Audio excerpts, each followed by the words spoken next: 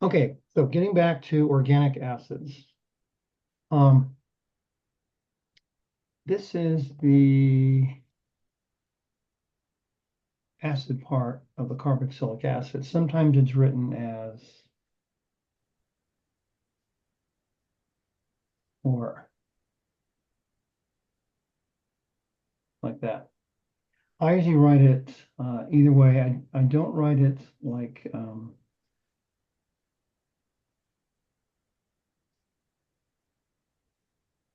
either this one or this one. Okay. Now acids are very, very polar. And because of that, they have a high intermolecular force attraction to one another. And that includes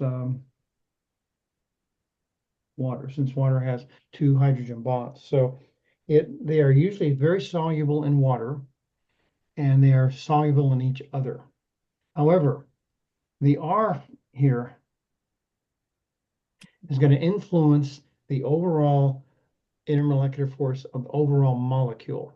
Now, on an acid, the acid end is extremely polar. The rest of it is not. So depending on how long this R is carbon-wise will affect the overall polarity of the molecule. C7 is the point of departure, just like with alcohols, C7.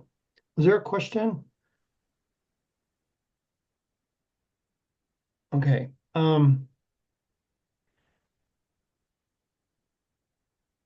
So this graph again illustrates the high intermolecular forces at work in carboxylic acids, much higher than alcohols. Um, okay, and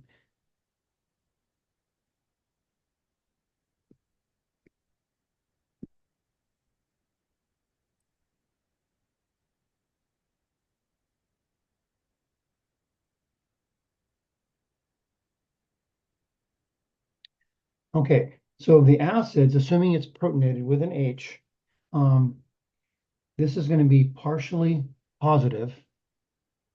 The carbon here underneath the carbonyl group is going to be partially positive. Excuse me. And then the oxygen is going to be negative, attracted to the positive part of the water. And the hydrogen down here is going to be attracted to the partially negative part of the water. So very high soluble in water. However, C7 is the cutoff point. Then that non-polar end of carbons takes over and makes it insoluble in water. So like alcohols, carboxylic acids behave the same way. Okay, now you need to know this for your next test. How do acids behave in different pH environments? When we're talking about a alkaline environment where pH is greater than 7, what happens is this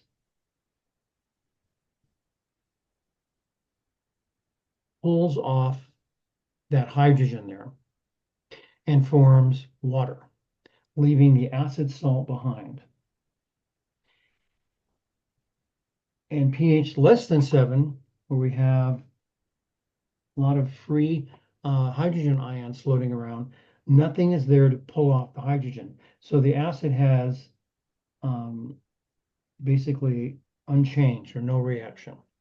Now we're going to see in Unit 4 with amino groups, which are basic, the opposite occurs. In high pH, nothing happens.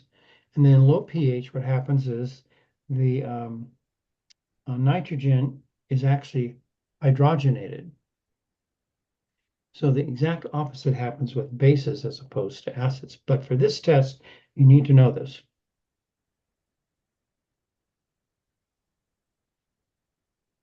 As an example, this could be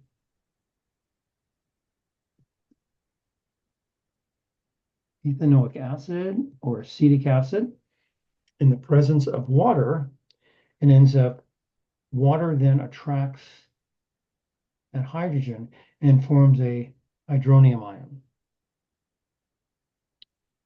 Normally, we don't talk about the hydronium ion, we talk about H plus, but really the water is surrounding that H plus.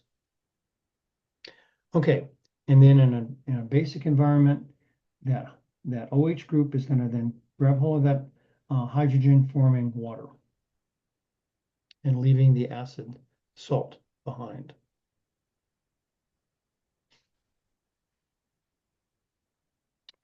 We can have an aromatic acid like benzoic acid, or we can have an aliphatic acid like acetic acid. They both work the same way.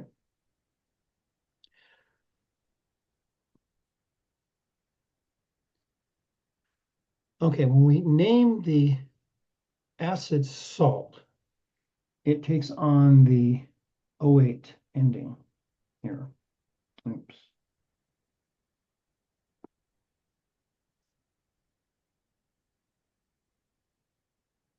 So the oic acid is replaced by O8. Then you have to name the corresponding cation, whether it's sodium, usually it's going to be sodium or potassium, whatever. Like example here, we have propanoic acid. Once we pull off those forming water, we end up with sodium propanoate. This is O8. Usually I throw in the N there, noate.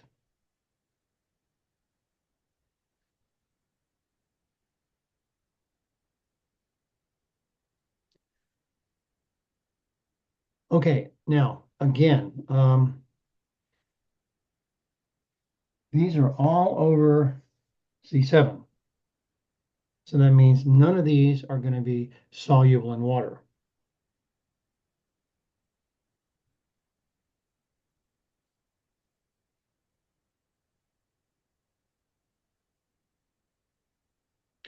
Also, the more double bonds in the acid, the more liquid they are at room temperature. Fulminic acid is kind of a fairly soft solid at room temperature, and oleic acid is called mixed with into a triglyceride. It ends up being olive oil. Linoleic acid mixed in with the into a triglyceride ends up being corn oil. So those are very liquid at room temperature. Okay, and the acid salts have antibacterial and antifungal behavior. Sodium benzoate is a very common preservative. It's used all over the place. Same with the calcium and sodium propionic acid salt.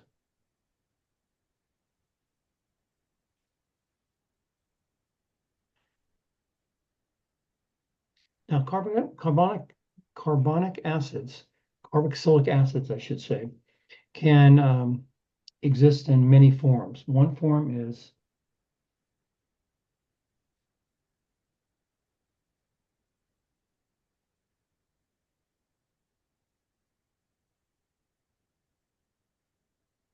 now remember when I went over the definition of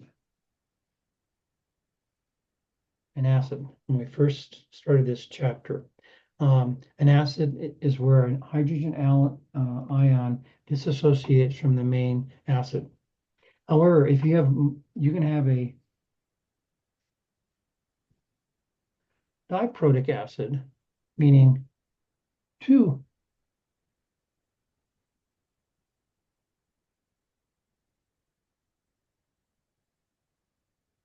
dissociate,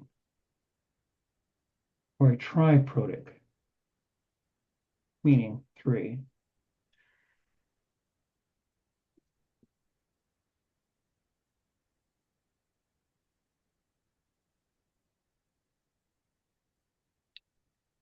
So if we look at citric acid as an example of a triprotic protic acid, that, and that come off, making it an acid. Now, with multi-protic acids, they don't come off equally as easily. In other words, the first one comes off easier. In the case of citric acid, the first one comes off easier, the second one comes off a little harder, and the last one is the hardest to come off. And again, it has to do with the stability of the resulting ion formed. The more stable the ion, the more easily the hydrogen will dissociate. And you've heard of citric acid a lot. It's a common astringent in citrus-based products, lemon juice, American cheese. That's what makes American cheese so melty, is sodium citrate. Now, when an acid and an alcohol combine, they form an ester. Just like when an aldehyde and alcohol form, we form an acetal or hemiacetal. Now, the esters are a very important group biochemically as well. Esters are found biochemically all over the place. They're commonly seen as flavors, as scents or aroma and perfumes and stuff. They're just all over the place. And because the ester is not as polar as the acid, it tends to have a lower boiling point. Hence, that's how it gets into the air easier.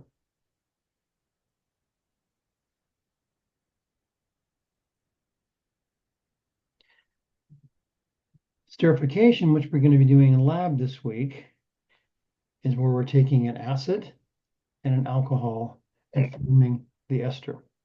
Is there a question?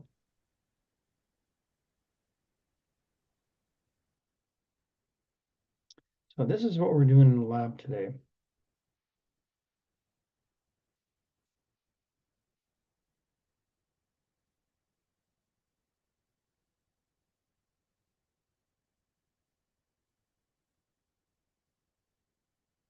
The salicylic acid, and we're using the anhydride.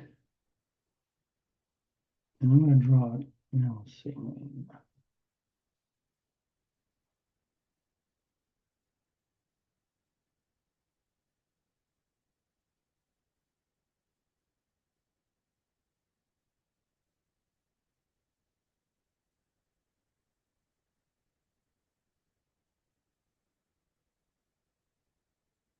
And anhydride, think of it as two esters.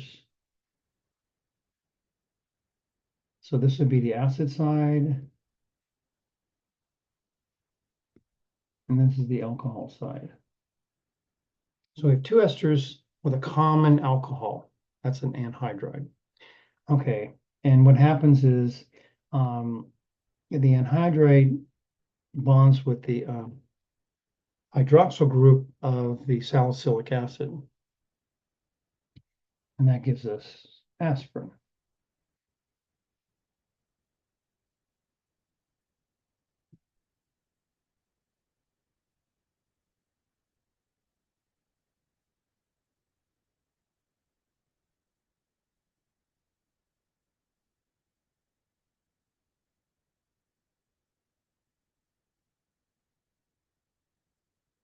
Oops.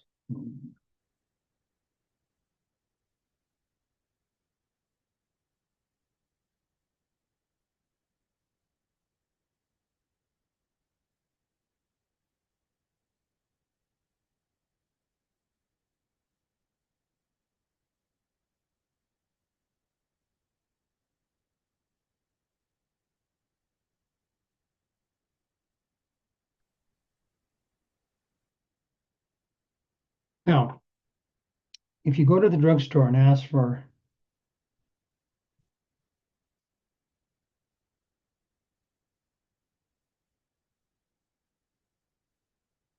acetyl salicylic acid. Unless you're talking to the pharmacist, they're not going to have any idea what you're talking about. But the common scientific name for aspirin is acetyl salicylic acid. So this is the acid part. And this is from the, excuse me,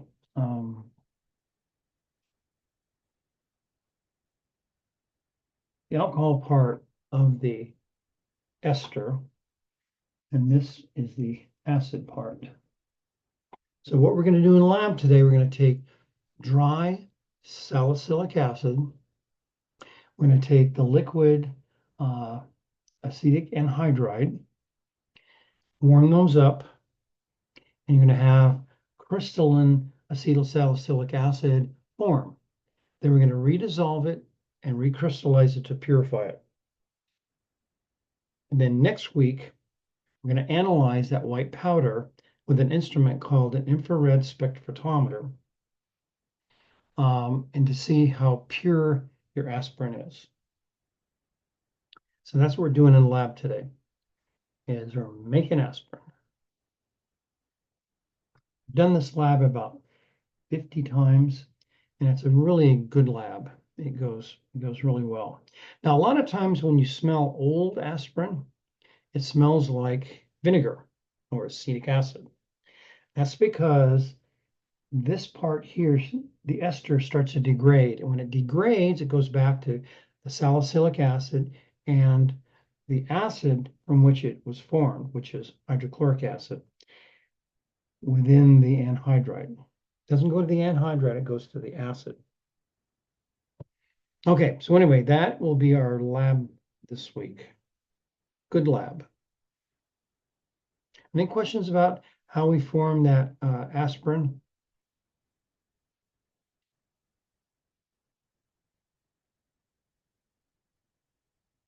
Okay. And we're going to be supplying an acid. I'm going to be heating it.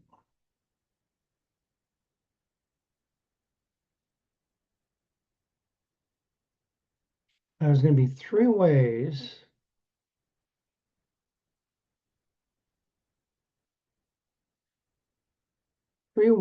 to make an ester. And I'll go over that in a minute here.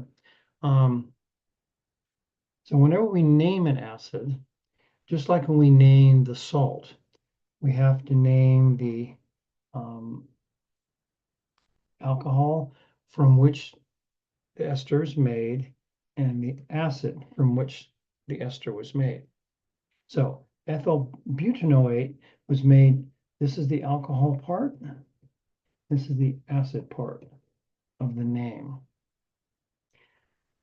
So, and you name the alcohol part first, then the acid part with an OAT, just like with the salt, it's going to be an O8, OATE.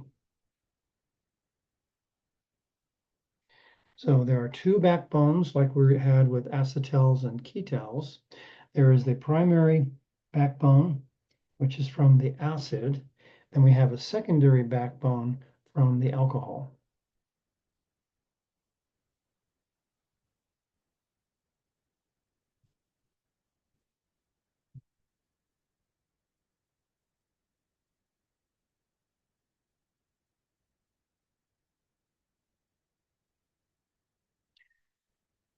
Now, in my other schools, we had an ester lab where we created a whole bunch of different esters as along with the aspirin.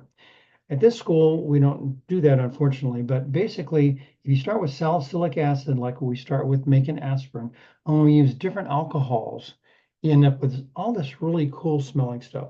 Like if you use methyl alcohol and salicylic acid, you end up making oil of wintergreen. Really cool. And you can do all kinds of other things. You can start with, instead of salicylic acid, you can start with some of the smaller acids like butyric acid, which is a 4-carbon acid. And you can make just, it's really cool. I wish we'd bring back that lab. and I may do it yet. Now, this is important, another one of those must-know stuff. This will definitely be on test next week. The next week is the test 3. So on Wednesday, I'm going to review again over the practice tests, and we're going to, since we're past the halfway mark for the semester, we're going to have 5 units. We need to make sure we're moving through the units at a timely manner. Okay, so there are 3 ways to make an ester. I already talked about the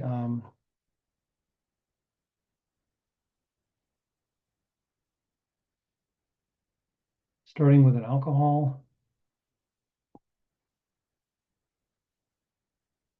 and the acid. Under acidic heat conditions, we end up making the ester. Excuse me. However, it's the lowest yield. The best way to do it is using something called an acid chloride. And that the OH is replaced with usually chloride. 99% of the time it's a chloride, so it's called the acid chloride, and along with the alcohol, and we end up with the ester plus hydrochloric acid. However, the acid chloride is very shelf unstable. And the reason why it makes such a good yield is because it's unstable. It wants to become more stable. It does that by making an ester. The most common way to make esters is using the anhydride. And again, like I was saying earlier, an anhydride is really a double ester. So here's an ester, and then with the same primary backbone. Normally, anhydrides are made with the acid part of the anhydride is the same one. It isn't required for that, but normally that's what it is. So we have a dipropionic anhydride. Now, if it was a 2-carbon acid and a 3-carbon acid, we name those ethanoic, propanoic anhydride. Okay, but for our class, it's always going to be the same acid. And here's our alcohol over here. And this gives a medium yield, not as good as the acid chloride, but the stability of the anhydride is much better than the acid chloride. So, and that's the method we're using this week to make aspirin.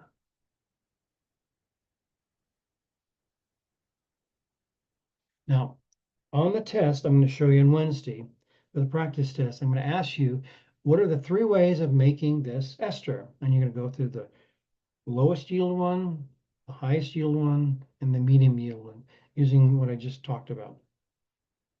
Okay. So whenever we're creating a ester, we look at the carbonyl side as a primary backbone, and the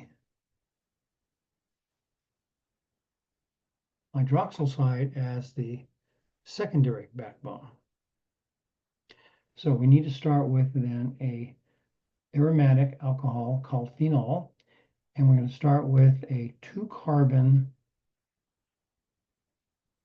acid or 2-carbon acid chloride or 2-carbon anhydride.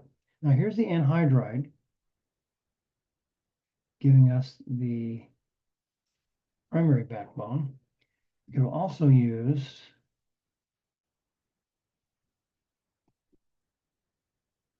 the acid chloride, or it could have used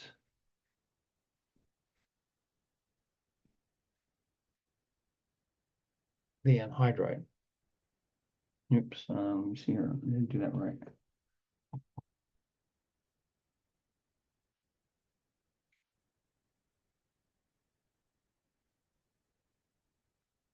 Okay, and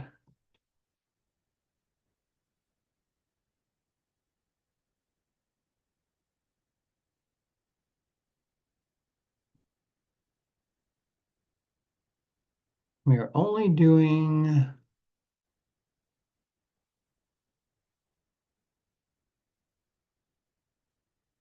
organic polymers, not non-organic polymers. So when we get to the biochemistry part, we're going to talk about um, fats, and those aren't really polymers, but they're made up of parts, and polymers are made up of monomers, and they can be anywhere from 10 to 1,000 long, like plastics. And carbs we talked about. Um, Carbohydrates we talked about. What am I talking about here? Cellulose, amylose, amylopectin. Those are all organic polymers, and that's the only kind we're talking about. So, okay, so okay, again, whenever we're naming esters, we have to talk about the two parts from which the ester was made. And the alcohol part is named first.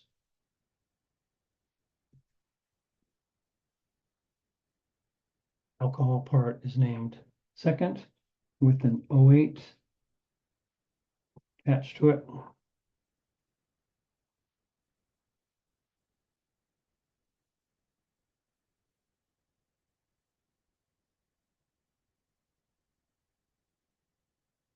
So we have the acid part, we've got the alcohol part,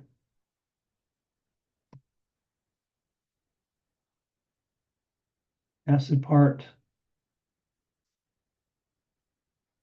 So this starts with benzoic acid and ethyl alcohol. So it's going to be ethyl benzoate. That's an A, not a U.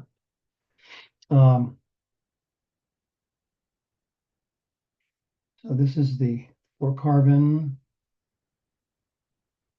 backbone, and we're adding O8 to indicate it is a ester. And this is the alcohol. So this is the alcohol part. This is the acid part. And this would be aromatic base.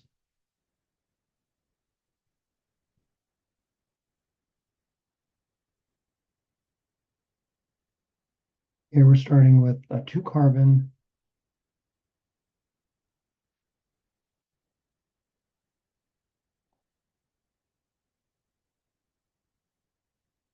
acid and a 1-carbon alcohol.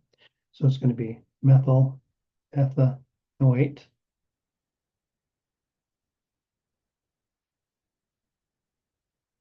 Again, in this case, the benzene is on the acid side, so that means it starts with benzoic acid.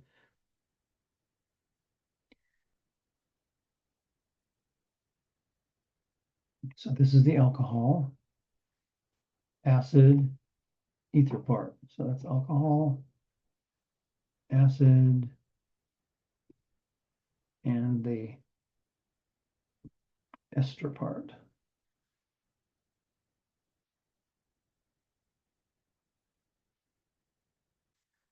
Okay, hydrolysis. Think of hydrolysis as we're taking apart bigger things to smaller things. So we're going from big to small. And we're kicking off water.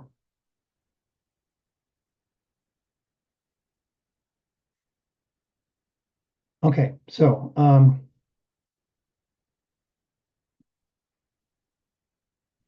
hydrolysis creates the original acid and alcohol. So here is the acid, and here's the alcohol part.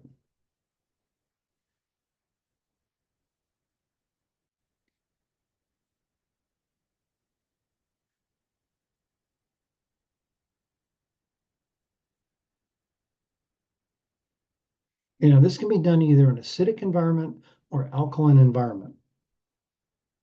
In an acidic environment, you yield the acid. In an alkaline environment, you end up yielding the salt.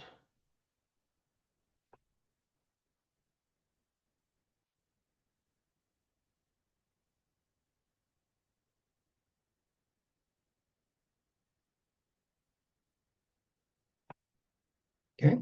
And this is called, in an alkaline environment, saponification. In an acidic environment, so this is pH less than 7. This is pH greater than 7.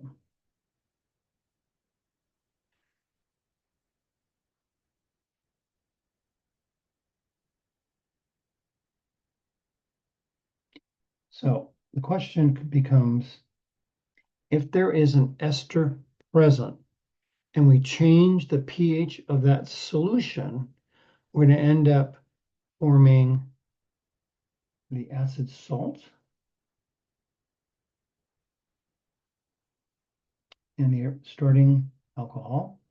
If that pH is acidic, we're going to end up forming the acid and the alcohol from which we started.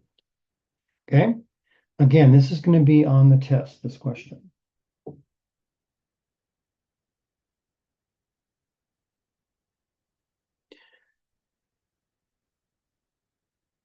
So during hydrolysis conditions, throwing in water, whenever you hear the word hydro, think of water.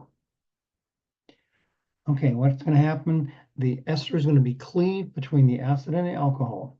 So we have a 2-carbon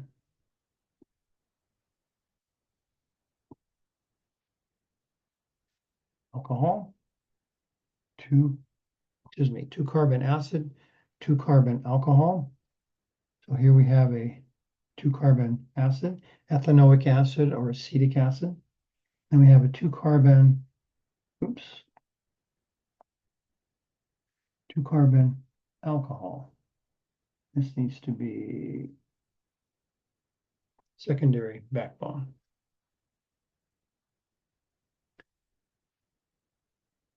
Alcohol side, acid side.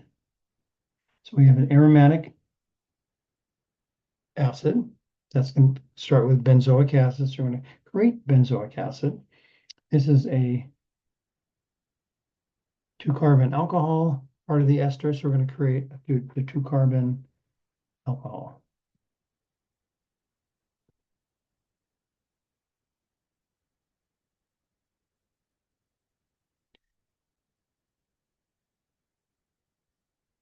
When we're in alkaline or basic conditions, I was saying before, we're going to end up with the acid salt in the alcohol. So we've got acid part, alcohol part. Only the acid is going to be the unprotonated acid or the acid salt.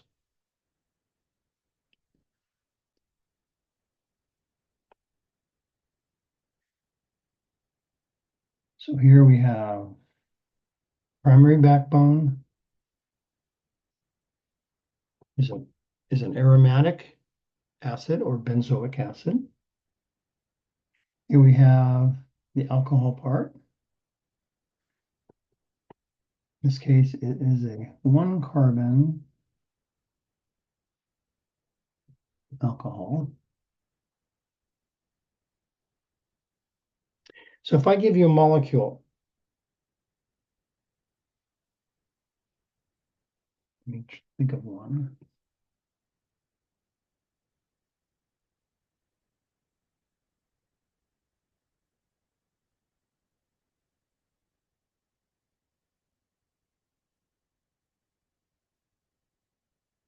Something like that. Is that saponifiable?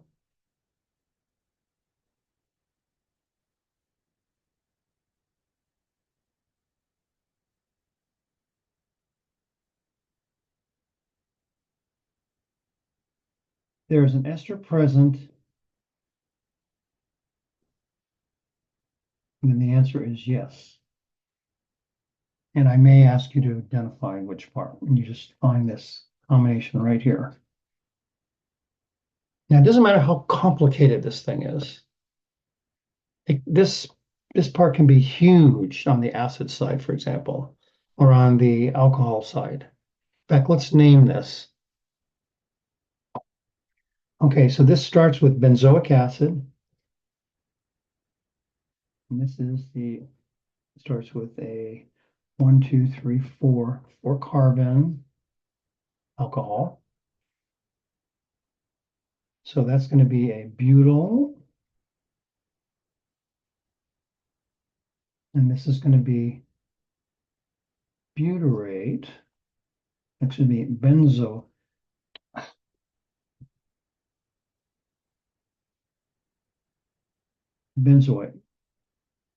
It starts from benzoic acid.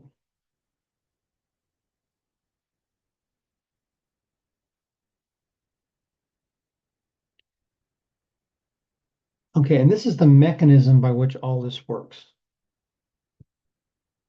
And the powers that be decided that that is out of the scope of this class, so we're not going to be covering mechanisms.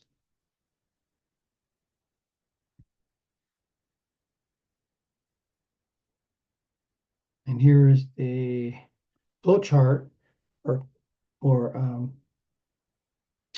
unit 3. So if we're making an ester, we need an alcohol.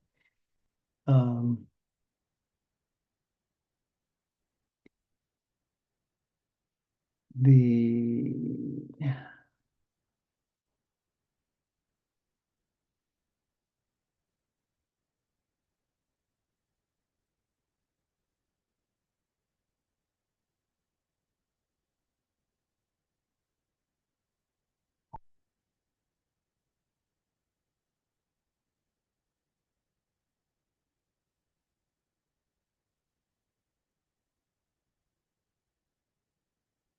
and we can also start with the acid chloride and an alcohol.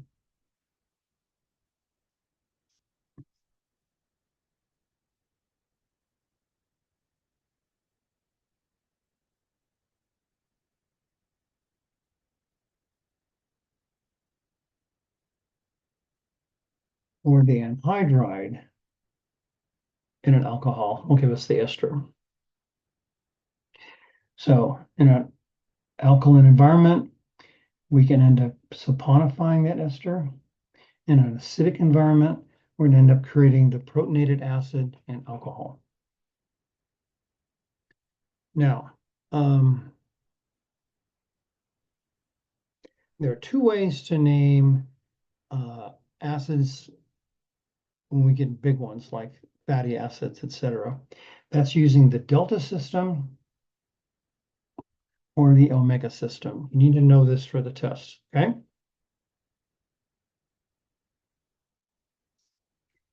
Also, there's the IUPAC name and the common name. Now, most of the time in nutritional environments or discussions, frequently we just use the common name or the omega name.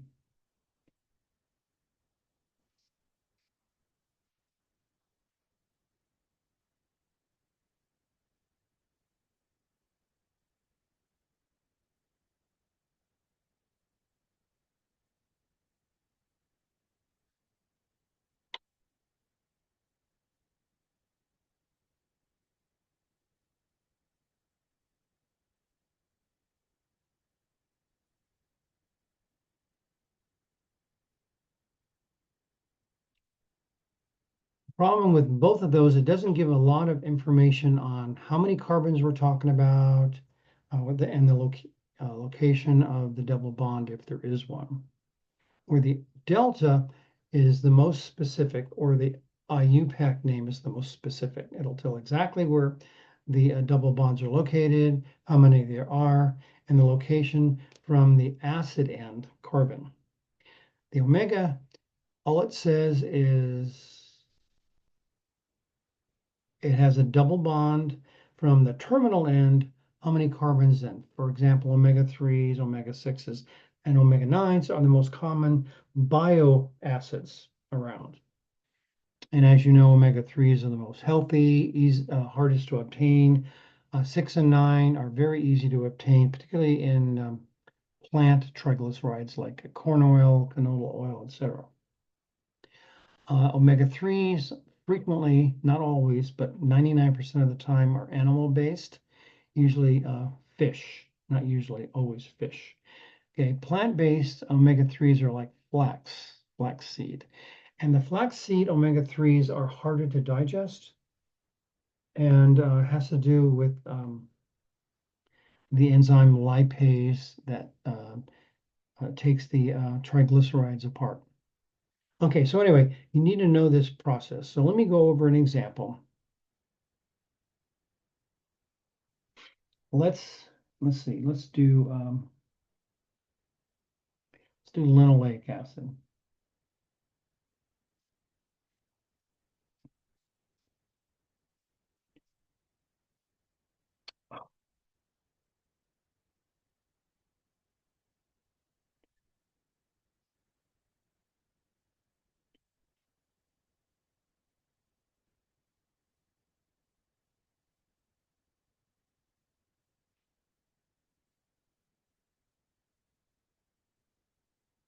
One, two.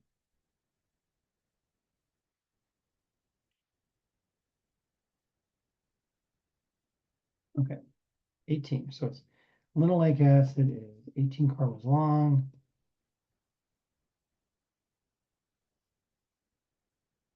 Linoleic acid. Okay, linoleic acid is an omega-6. That means we go from the terminal end, 1, 2, 3, 4, 5, 6. That's going to be a double bond, either trans or cis. So we can have cis-linoleic acid, because they're two double bonds. Let's see, 6, 7, 8, 9. We can have a cis-trans, a trans-cis, or a trans linoleic acid. 4 versions. This is the natural one, cis-cis, but the others exist. Okay, so that's using the omega. This is an uppercase omega. Okay, it doesn't say anything about how many double bonds there are. It doesn't say anything about how many carbons are in there. It doesn't say whether they're cis, trans, whatever. Okay, the IUPAC name, this is an octanoic, excuse me, an octadecanoic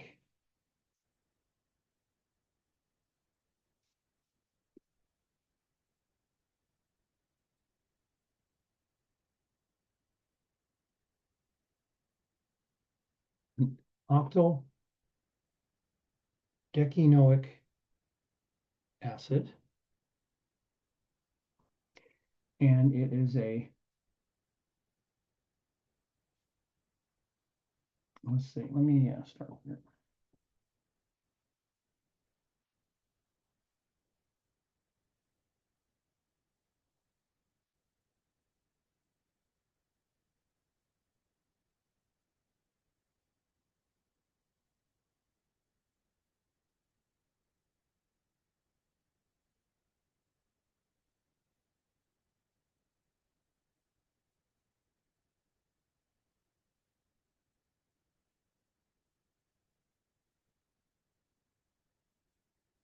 If you look at the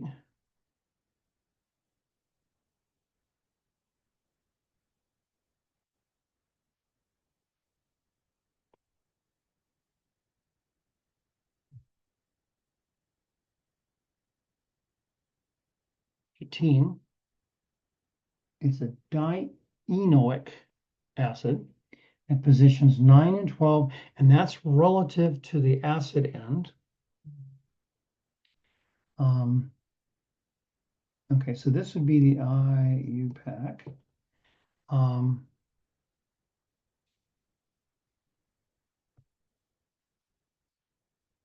That's the delta one.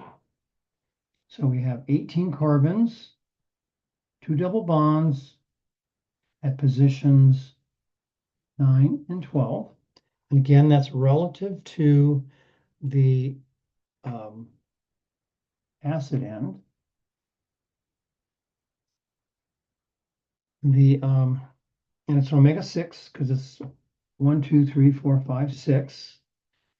So all you know, it's abbreviated LA, linoleic acid, extremely common fatty acid, corn oil,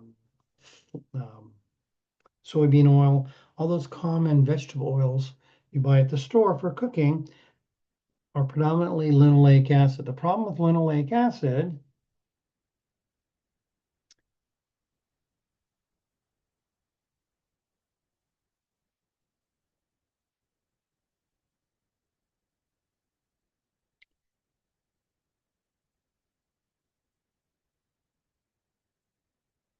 whenever you have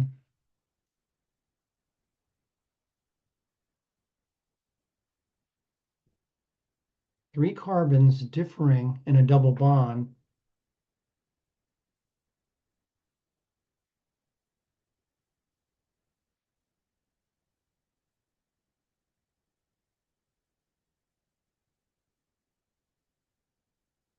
those are prone to oxidation. Now, oleic acid only has one double bond, so there's not two double bonds or more separated by a single carbon like this. So there's 1, 2, 3. We go double bond, 1, 2, 3, another double bond. What happens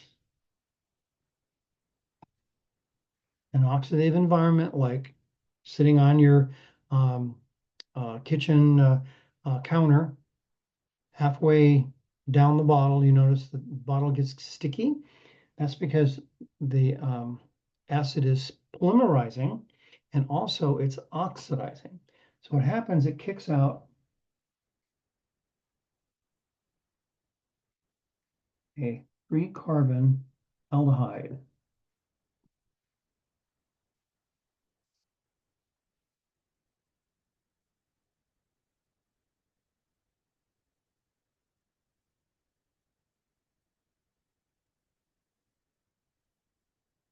Using something called malonaldehyde. Very carcinogenic. Bad, bad, bad.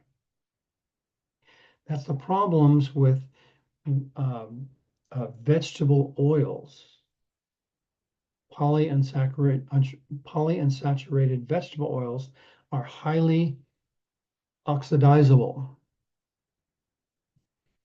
Now, when you buy corn seed oil or soybean or whatever, it's been processed a lot. A lot of it is under heat to purify it.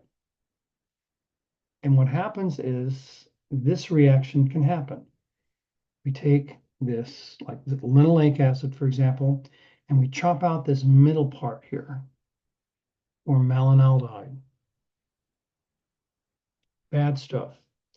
This was my initial research when I went into the PhD program on malonaldehyde and why it was considered a cross-linking agent. Because as you remember, aldehydes are quite reactive. So what happens is we have an aldehyde here that can react, aldehyde here that can react, and that dialdehyde then can stick together two things. And those could be, for example, in DNA. It sticks wrong parts of DNA together, you end up with a tumor or a cancerous growth. So malonaldehyde is one of the reasons why a lot of people don't like seed oils, except for oleic acid or olive oil, for this reason. Just FYI, you guys. Now, what do I use? I use olive oil. I use avocado oil. I do use canola oil under low temperature. so that it doesn't oxidize, so I don't fry with canola oil. Not not canola.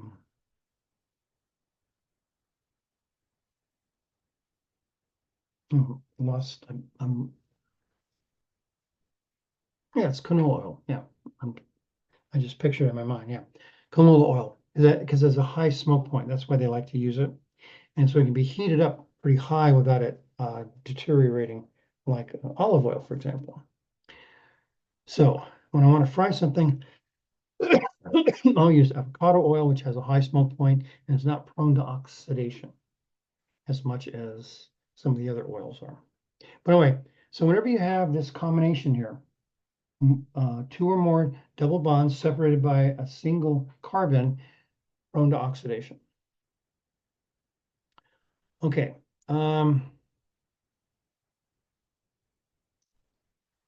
Now, phosphoric acid, because it's an acid, can also form an ester. Now, this is particularly important in biochemical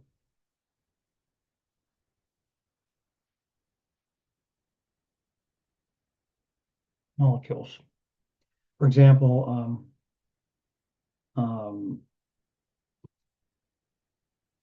ATP, ADP, AMP.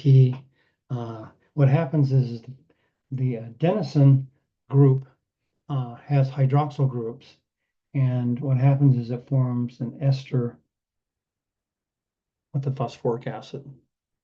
Also, when we're putting together DNA molecules, um, the base pairs are coupled together with a phosphoric acid ester and a ribose sugar.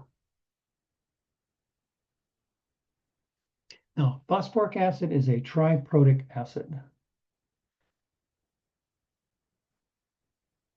That means three.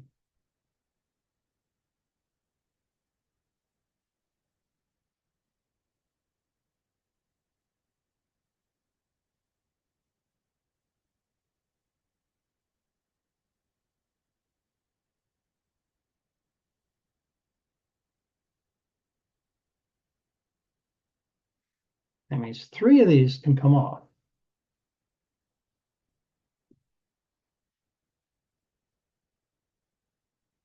That means you can theoretically make three esters with this. And that's where the ATP comes in.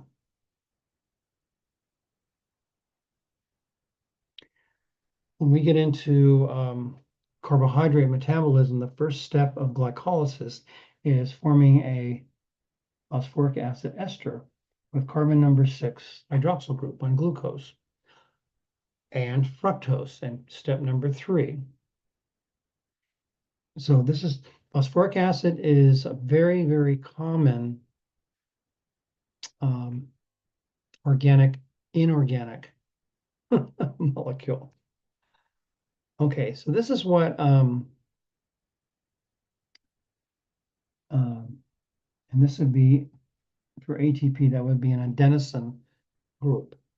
So we have adenosine triphosphate, adenosine diphosphate.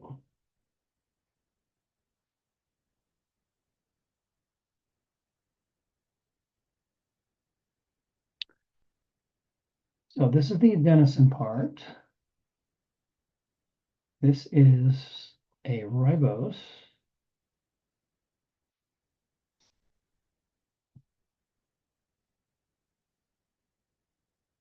Sugar.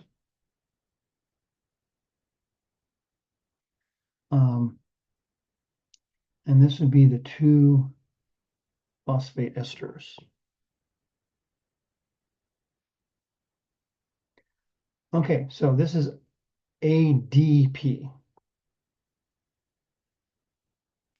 If it was ATP, you'd have another phosphate group over here. So a couple questions.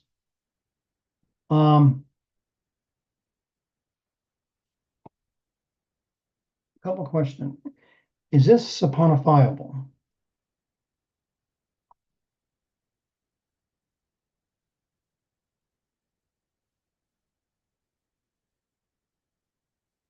Okay, question?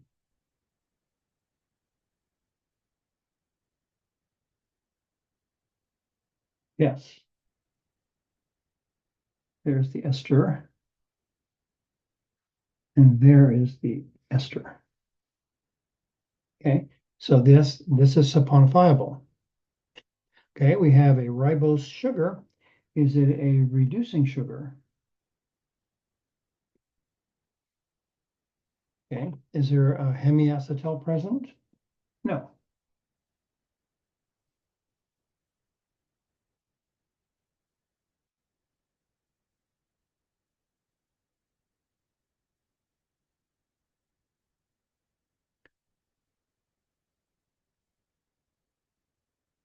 Okay, so those are very possible test questions.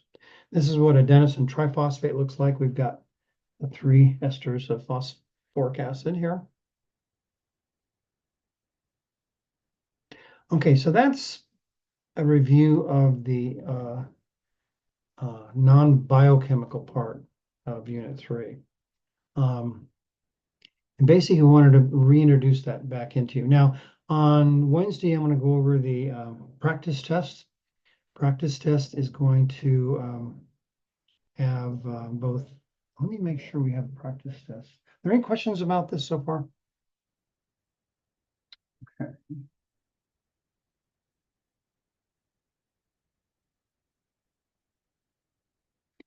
I'm going to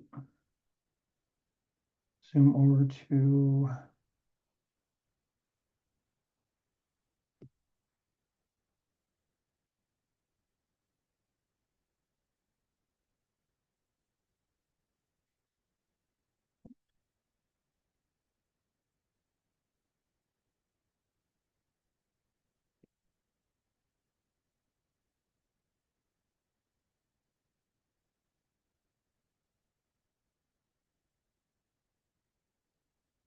okay, so this is the what I want to review on Wednesday.